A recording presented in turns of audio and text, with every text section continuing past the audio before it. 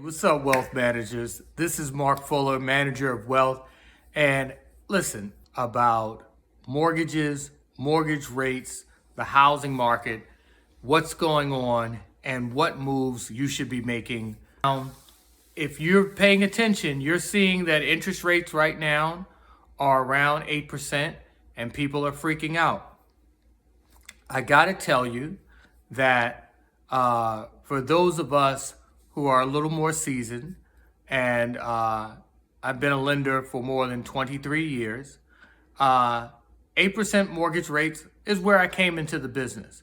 So I'm not freaked out by what the interest rate is right now. I'm not freaked out by what's going on in the housing market, and you shouldn't be either. And the reason why you shouldn't be freaked out is because sometimes media likes to steer you. It likes to steer you towards certain decisions. It likes to tell you when the market is hot and when you should buy, and when the market is cold and when you shouldn't buy.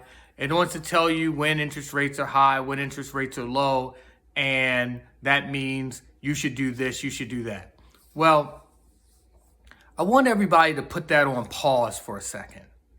And let's talk about what's real.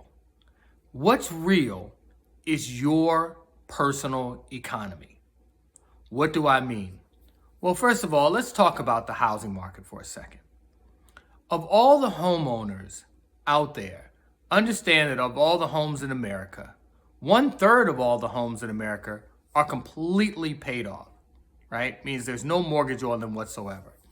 So then there's the other 2/3 of the houses out there and the ones that have mortgages. Well, first of all, understand that 80% of all the mortgages that are out there are literally right now, the mortgage rate is under 5%. Even more importantly, 70% of those are under 4%. So right now in this market, that's a very enticing thing for people who need mortgages to stay pat where they are because the interest rate is higher, right? And the cost of borrowing money is higher. However, this is what you need to know. And this is a common sense thing. And it's very important that you use common sense as well, right? So when interest rates are at 8%, and even if they go to 8.25%, at some point, probably in the next 18 to 24 months, interest rates are going to come down.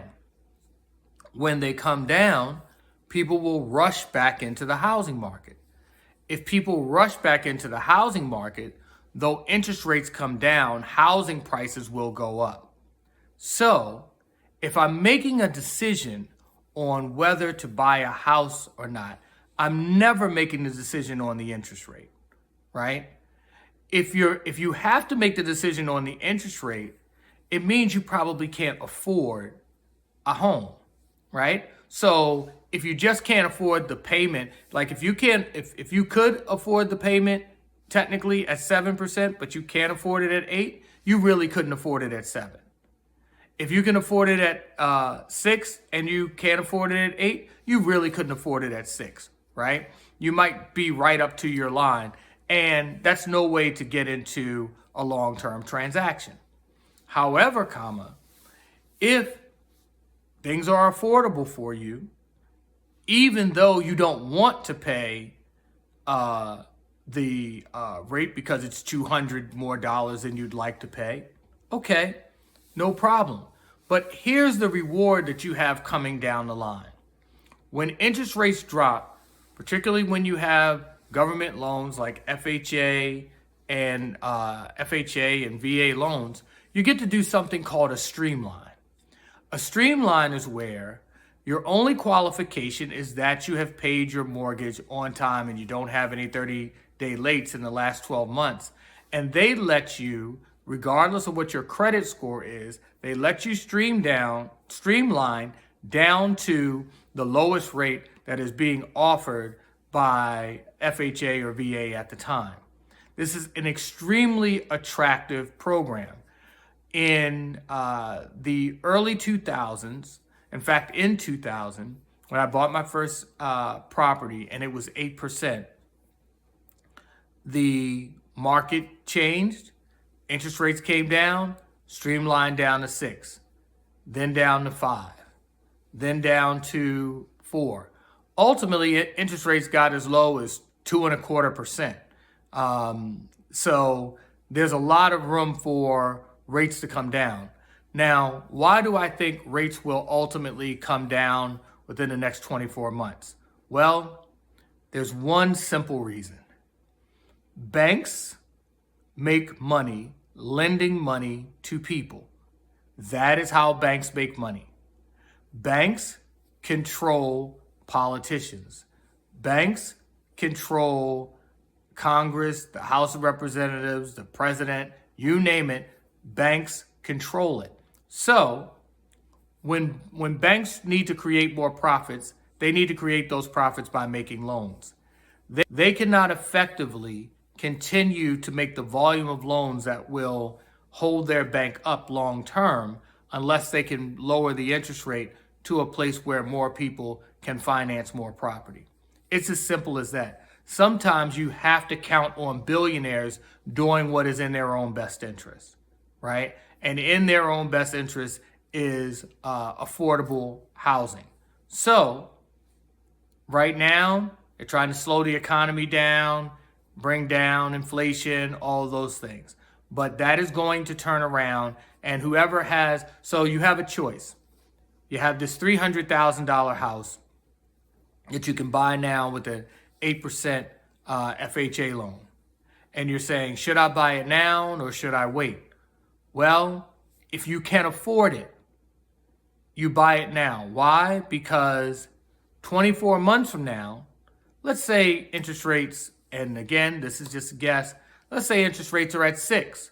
Well, when interest rates come down 2 points and people run back into the market, the simple law of supply and demand never fails. So people running back into the market, oh wow, now the house that was 300 is now 350. The 350 never goes away, right? The interest rate can come down and you can streamline, but you can't get rid of the 350.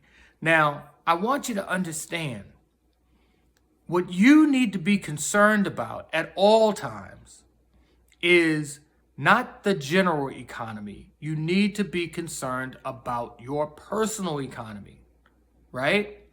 Because your personal economy, if you are making $100,000 a year and this mortgage payment is going to be $2,500 and that works for you, then work it.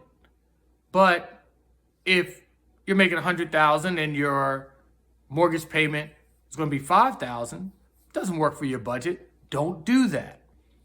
You've got to focus on your personal economy. I remember when I bought my first house, which is now 23 years ago, I didn't have money invested in the stock market.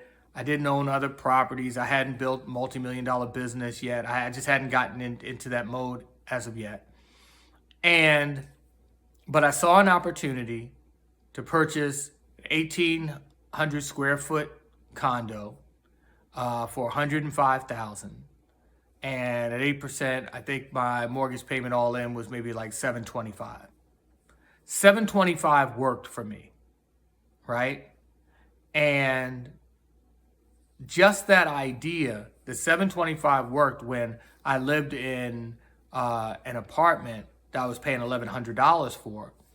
It made sense. So I pulled the trigger because it made sense to my personal economy. Now, there were 40 foreclosures within 4 blocks of my home because a tech bubble had burst. And so we were in the middle of a recession. Everybody was screaming bloody murder. Houses were coming to the market because of foreclosures, but it worked for me. You have got to look at, and you've got to sit down and talk with individuals to see if a situation works for you. Don't be a generalist. Do not make your decisions based on what everybody else is saying, what everybody else is doing, because everybody else isn't going to pay your bills. Everybody else is not going to be there to fix things when you've waited 2 years and now the properties that you want to buy are now 10% more expensive than they were. That's just the reality of what demand can do in the market. And demand in the market is much more expensive than interest rate, right?